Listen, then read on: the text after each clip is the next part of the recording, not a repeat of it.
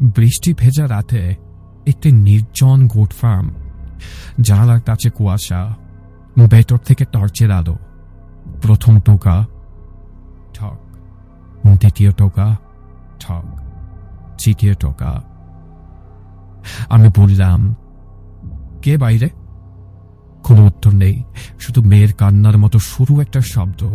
ঘুরে ঘরের পেছনে সাদা পোশাক, ভেজা চুল, মাটিতে টানা দাগ।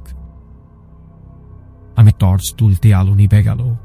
কাচের ওপাশে একটা মুখ, চোখ সাদা না, লাল, চোখের মণি কালো, ঠোঁটটা সেলাই করা। আমার শ্বাস কাঁপে, দরজার নিচ দিয়ে পানি ঢোকে।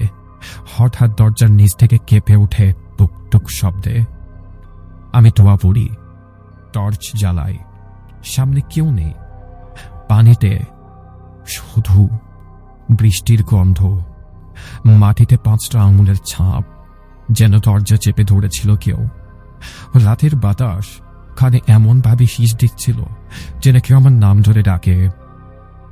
আমি পেছনে তাকাই, আমার হাত কাঁপে।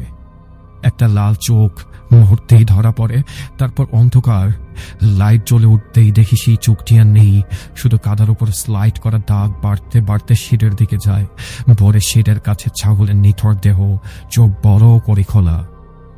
মালিক বলে, এখানে এক নামহীন লাশ কবর না পেয়ে ঘুরে বেড়ায়। আপনি বিশ্বাস করুন বা নাই করুন, রাতে 3টা টোকা বাজলে কি করবেন?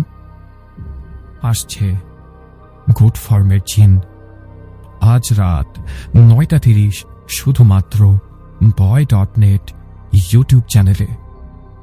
সাবস্ক্রাইব করে বেল আইকন হিট করে রাখুন।